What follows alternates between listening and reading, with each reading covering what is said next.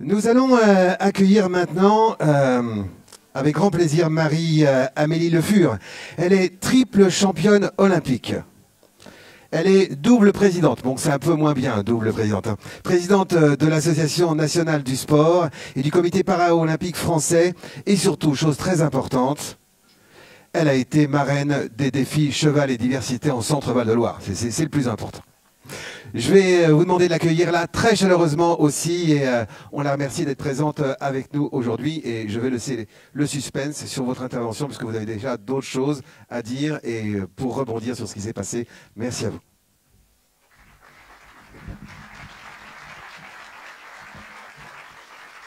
Merci, bonjour à toutes et à tous. Monsieur le Président, cher Frédéric, je suis vraiment ravie d'être parmi vous pour voilà, faire le premier mot de clôture, on va dire, de ces travaux qui, me semble-t-il, ont été particulièrement riches. Moi, je suis arrivée en fin de matinée. Voilà, j'ai apprécié la teneur des débats et je sais que hier, la tonalité de la journée a été exactement sur la même dynamique. Peut-être avoir pour commencer un mot très personnel. Voilà, c'est vrai que ce lieu pour moi est un lieu particulièrement évocateur. Alors, je l'ai pas connu à cheval, je l'ai particulièrement connu à pied, notamment parce qu'à une époque, voilà, c'était aussi un terrain de cross sur lesquels j'ai pu faire mes premières âmes sportives avant même d'être en situation de handicap. Et effectivement, mon palmarès paralympique a été rappelé avec 3 médailles aux Jeux. Mais ce qu'on connaît moins, et je tenais à vous le dire ce matin et à avoir ce témoignage personnel auprès de vous, tout simplement pour vous remercier, c'est vous dire que mon aventure avec le handicap et mon aventure d'appréciation de ma nouvelle condition physique en situation de handicap a commencé par l'équithérapie. Voilà. J'ai eu la chance, en fait, dans mon parcours de réhabilitation au centre de rééducation à Tours, de découvrir l'équithérapie. Moi qui ai peur des chevaux, moi qui n'aime pas les chevaux, en tout cas je le dis comme ça, mais parce que j'en ai une véritable peur, ça a été une aventure de vie extraordinaire pour moi. Et je me souviendrai toujours, c'était il y a 20 ans, c'était loin, mais de ce moment sur le cheval où, grâce à la force du cheval, grâce à ce qu'il me faisait ressentir, j'ai réussi à conscientiser ma prothèse, j'ai réussi à conscientiser la force de ma prothèse et j'ai réussi finalement à intégrer cette prothèse dans mon nouveau schéma moteur. Donc ça a été une aventure extraordinaire et en prenant, grâce à l'équithérapie, conscience de ce nouveau corps, et ben, j'ai tout simplement pris confiance en moi, j'ai accepté voilà, ma nouvelle situation de handicap et derrière j'ai tracé ce parcours que vous connaissez toutes et tous et tout cela n'aurait pas été possible sans votre engagement, sans l'engagement du club qui était adossé au centre de rééducation. Voilà, ça me semblait essentiel avant de commencer d'avoir ce mot un peu plus personnel en lien avec vos activités. Vous dire aussi que moi je tenais voilà, vraiment à saluer la qualité du travail et ça a été rappelé tout à l'heure. L'enjeu du sport dans notre société, il est essentiel. On est revenu sur ce chiffre, effectivement, du coût de la sédentarité. La sédentarité, c'est 70 000 morts en France par an. Et surtout, un chiffre qui est important de vous communiquer, ça a été dit tout à l'heure, c'est qu'en fait, quand on investit 1 euro dans le sport, ce qu'on ne se rend pas compte, c'est qu'on économise 13 euros sur l'ensemble des autres politiques publiques. Et moi, ce que j'ai ressenti de votre débat ce matin, c'est que cette économie sur toutes les autres politiques publiques, vous l'incarnez de façon 360 dans les projets que vous menez. Parce que vous menez des projets à destination du public en situation de handicap. Parce que vous avez évoqué aussi au cours de cette matinée, certainement hier, l'importance du sport dans la réinsertion de la diversité des publics. Et je tenais à vous remercier voilà, pour toutes ces actions parce que ça permet vraiment de poser le sport, l'équitation dans le véritable débat, mais qui est un débat actuel, de quelle est l'utilité du sport pour la nation, pour les politiques publiques.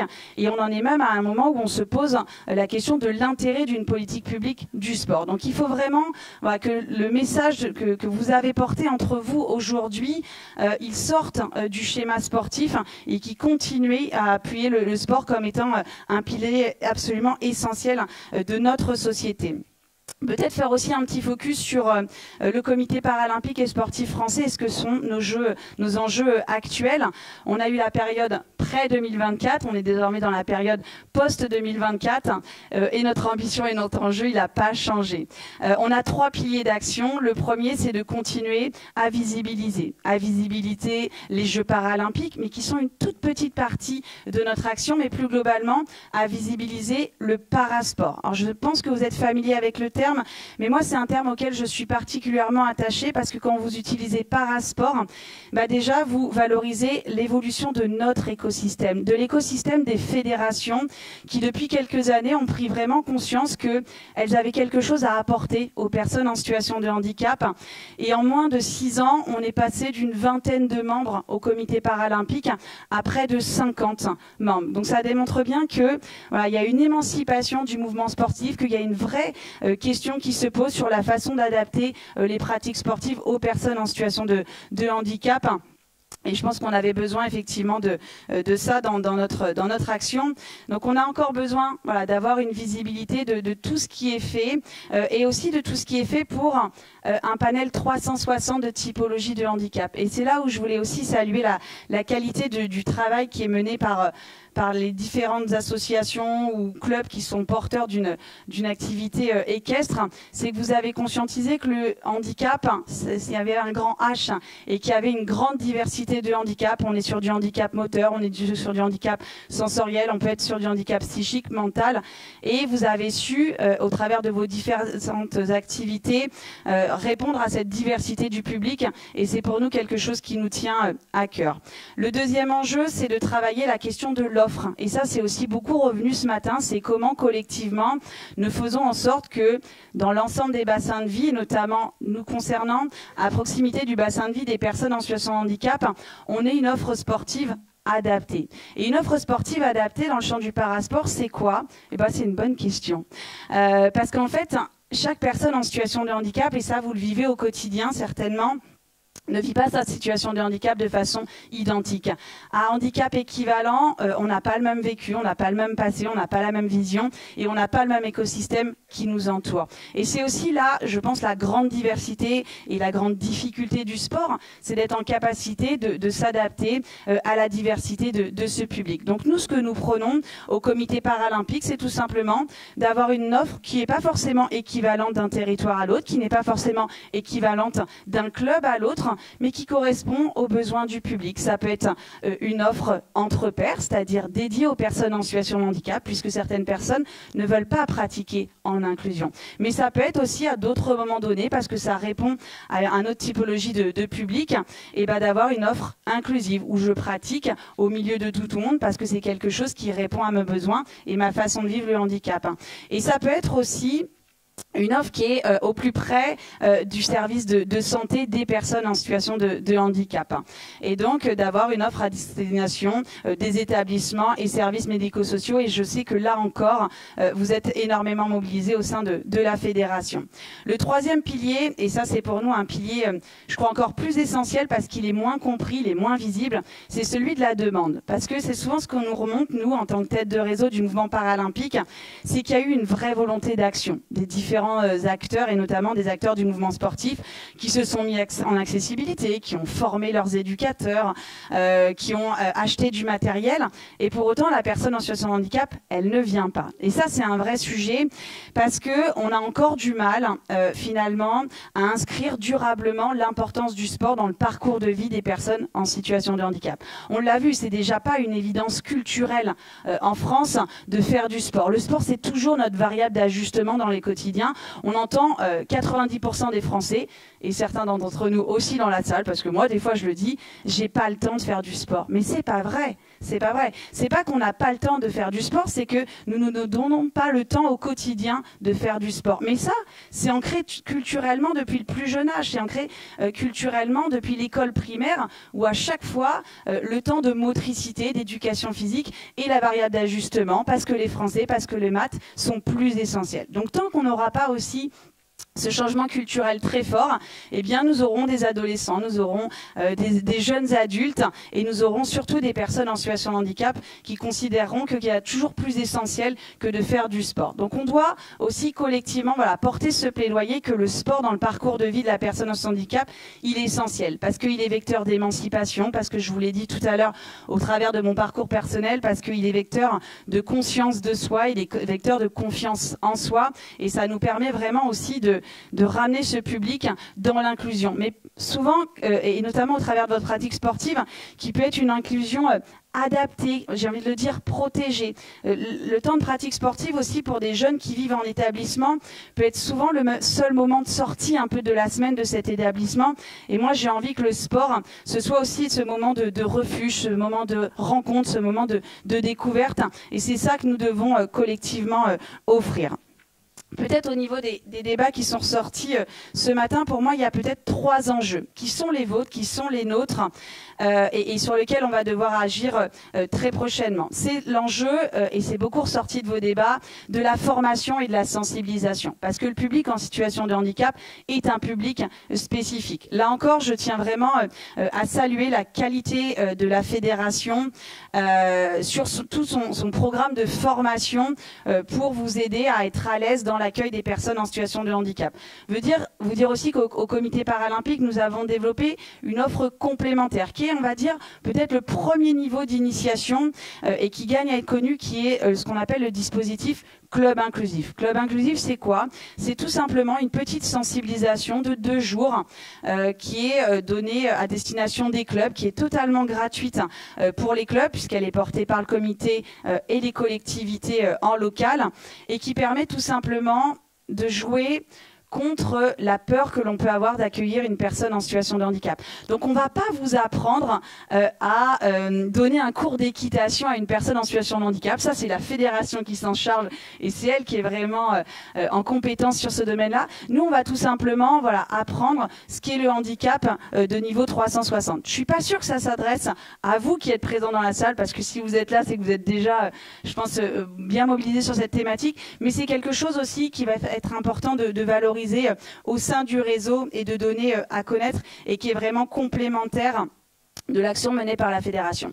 Le deuxième pilier qui est absolument essentiel et qui est pour moi quelque chose qui pourra vous aider en local, et ça c'est ressorti en fait de la diversité des panels des tables rondes, c'est que réussir l'accès au sport des personnes en situation de handicap, c'est la question de la mobilisation d'un réseau. C'est pas uniquement la personne, sa famille, le club. Non, à un moment donné, si vous ne mobilisez pas tout un écosystème de proximité, va y avoir une rupture dans la chaîne pour offrir un moment de qualité à la personne en situation de handicap.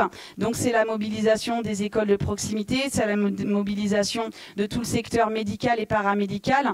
Et c'est en ayant tous conscience de l'offre qui existe sur un territoire donné et de l'importance de l'accès à cette offre sportive des personnes en handicap qu'on arrivera à avancer. Et vous dire que en localité, vous avez toutes et tous à proximité de chez vous un référent paralympique territorial.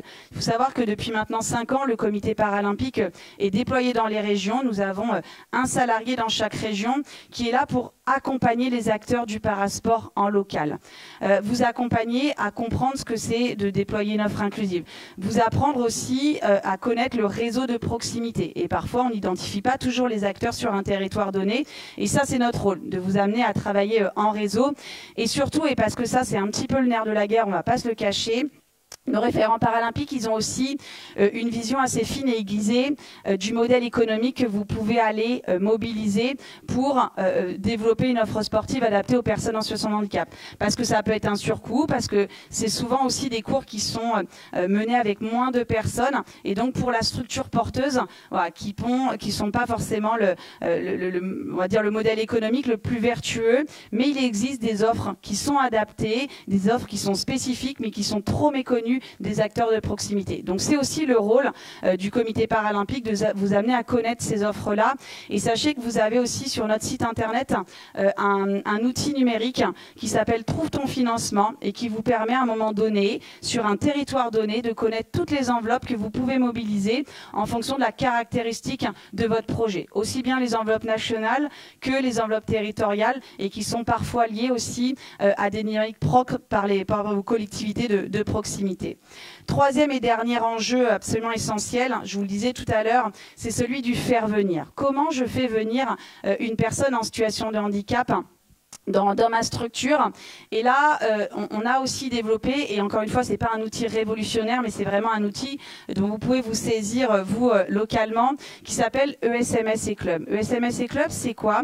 C'est tout simplement un outil qui va, en ayant une incitation financière, nous, on va accompagner cette mise en relation, de mettre en relation sur un territoire donné, sur un bassin de vie, un club qui est lié à une de nos fédérations membres, avec un établissement et services médico-sociaux. Voilà, donc ça permet d'avoir une ouverture comme ça de l'établissement. Pour le club, ça permet d'avoir un modèle économique vertueux et donc de pouvoir pérenniser cette relation, sachant que nous, on n'a pas envie que cette relation, elle soit celle d'une seule journée, où on fait vivre un moment extraordinaire aux personnes de ce centre et aux éducateurs généralement du club. Et puis derrière, on se donne rendez-vous l'année suivante. Là, c'est vraiment l'idée d'avoir un rendez-vous régulier, un rendez-vous qui va être pérenne et qui va s'inscrire dans le projet de vie hebdomadaire et quotidien de la personne en situation de handicap.